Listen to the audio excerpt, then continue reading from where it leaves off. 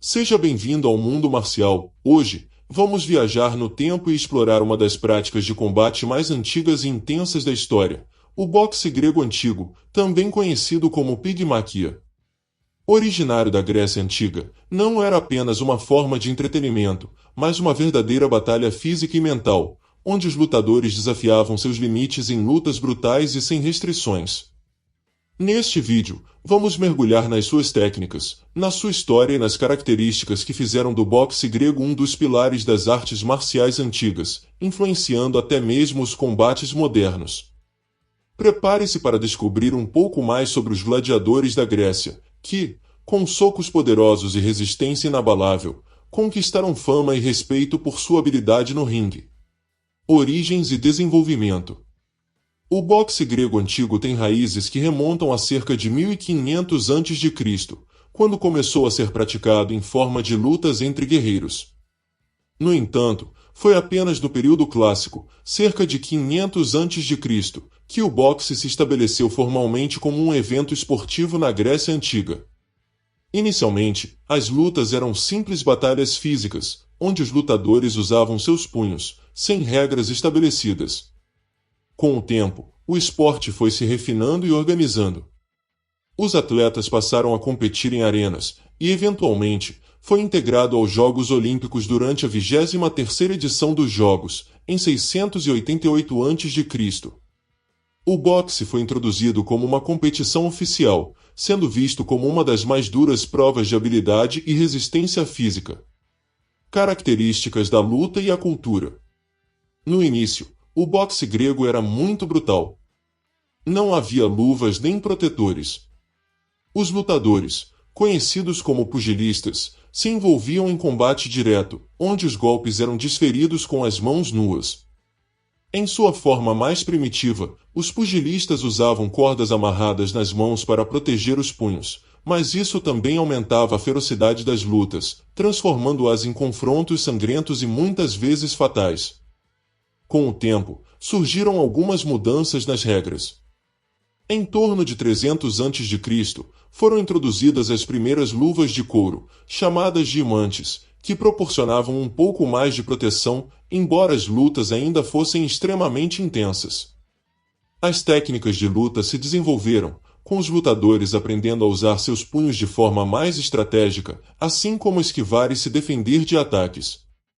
Os lutadores de boxe grego treinavam não apenas suas habilidades físicas, mas também sua mente. O boxe não era apenas um esporte, mas uma maneira de demonstrar coragem e honra. As competições ocorriam em arenas grandes, como o Estádio Olímpico de Olímpia, com plateias que assistiam avidamente às lutas. Era um espetáculo, e a vitória no boxe não só trazia honra pessoal, mas também prestígio para a cidade-estado do vencedor. A luta de boxe era um evento que exigia resistência física extraordinária. Além de golpes diretos com os punhos, os lutadores podiam tentar derrubar o oponente, mas o uso de golpes de joelho ou pés não era permitido, o que fazia com que o combate fosse inteiramente baseado na habilidade de socos.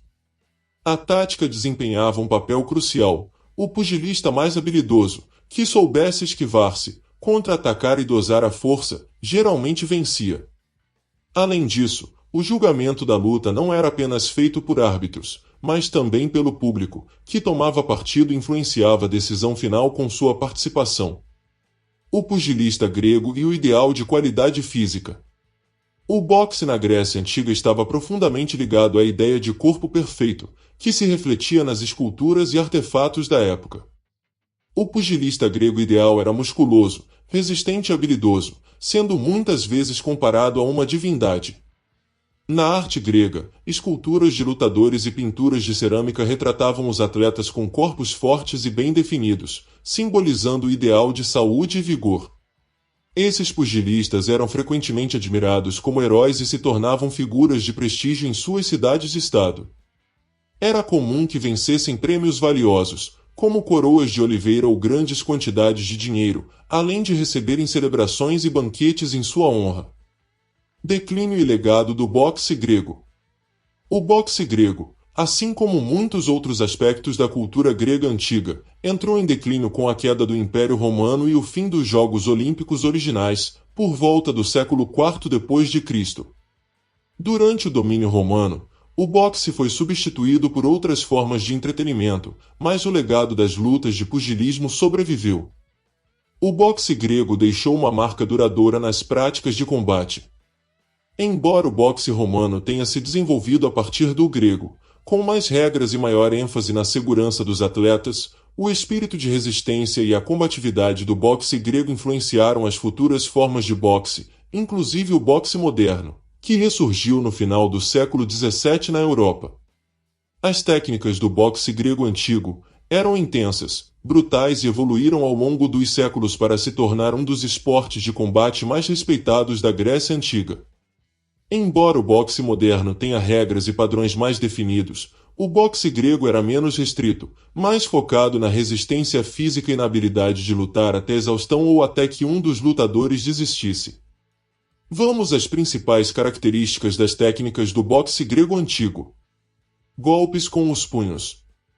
O boxe grego era focado em golpes com os punhos, com uma ênfase particular no uso de socos diretos e golpes circulares.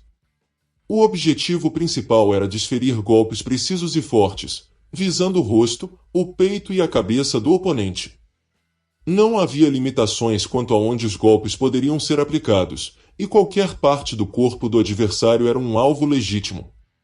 Soco reto era o golpe mais básico, direto, lançado com a mão mais forte, direcionado ao rosto ou à parte superior do corpo do adversário. Esse golpe era projetado para desorientar o oponente, ao mesmo tempo em que causava danos significativos. Soco cruzado. O golpe cruzado era usado de forma circular, visando atingir o lado da cabeça ou do corpo do adversário. Esse golpe era altamente eficaz em distâncias curtas, especialmente quando o oponente estava muito perto.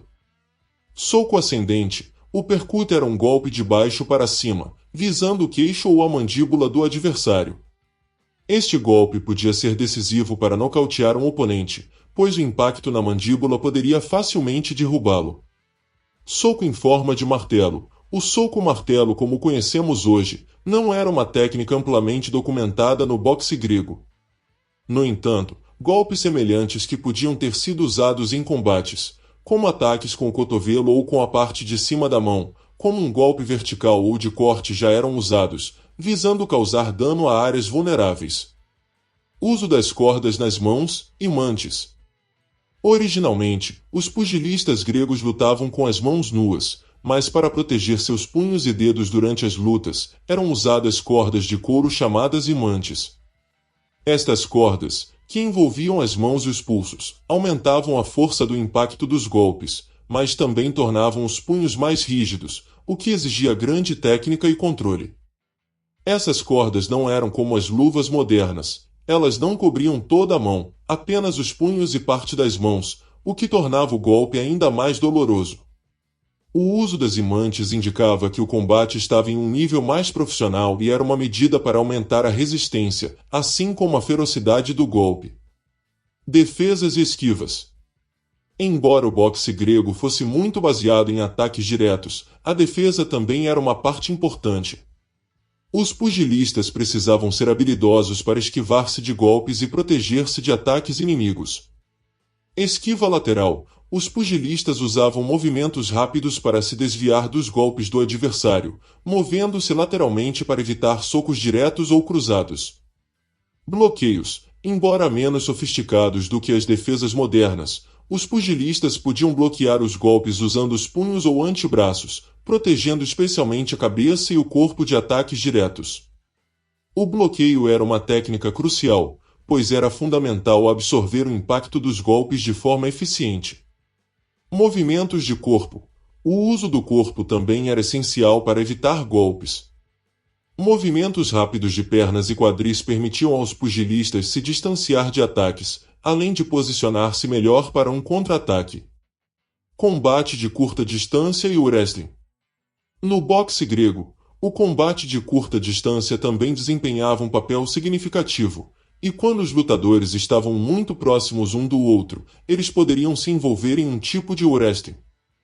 Clinch. O clinch era uma técnica usada para encurtar a distância entre os lutadores. Quando um pugilista conseguia agarrar o oponente, ele usava o clinch para imobilizá-lo temporariamente, evitando que o adversário tivesse espaço para desferir golpes. O clinch também era usado para cansar o oponente e diminuir sua resistência. Golpes no clinch.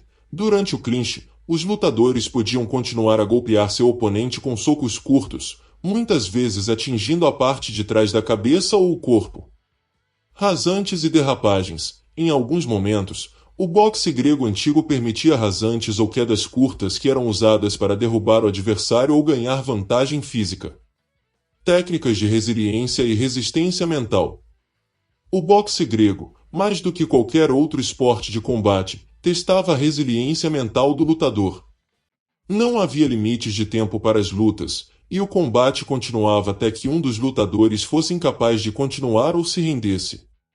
Portanto, a resistência física e mental era fundamental. Resistência ao cansaço. O boxe grego antigo testava a capacidade de suportar o cansaço extremo. As lutas podiam durar horas, e os pugilistas precisavam manter sua força e foco durante o combate, sem perder a habilidade de atacar ou defender eficazmente. Coragem e foco mental. A resistência mental era uma técnica fundamental, pois muitos lutadores, após golpes duros e cansativos, precisavam de uma enorme força de vontade para continuar a lutar até o fim. Comportamento estratégico e tática. Os pugilistas gregos não dependiam apenas da força bruta, estratégia e tática eram vitais. Mesmo no combate físico, havia uma dinâmica estratégica em jogo, com os lutadores tentando prever e contrapor os movimentos do adversário. Trocas de ritmo e estratégia de desgaste. O ritmo das lutas podia variar. Em alguns momentos, os pugilistas poderiam adotar um estilo mais defensivo para desgastar o oponente, apenas para mudar para uma ofensiva agressiva quando o oponente estivesse cansado. Desorientação do adversário. A capacidade de desorientar o adversário, seja com uma mudança de ritmo ou com golpes rápidos e inesperados, era uma técnica central. E assim chegamos ao final da nossa jornada pelo fascinante mundo do boxe grego antigo. Uma prática marcial que não apenas testava a força física, mas também a coragem, a resistência e a capacidade estratégica de cada lutador. Ao longo do tempo, as técnicas de pigmaquia influenciaram muitos dos esportes de combate que conhecemos hoje, moldando o que seria o boxe moderno e outras formas de luta. Se você curtiu o conteúdo e quer saber mais sobre outras artes marciais que marcaram a história, não se esqueça de se inscrever no canal Mundo Marcial e ativar as notificações para não perder nenhum vídeo. Até a próxima!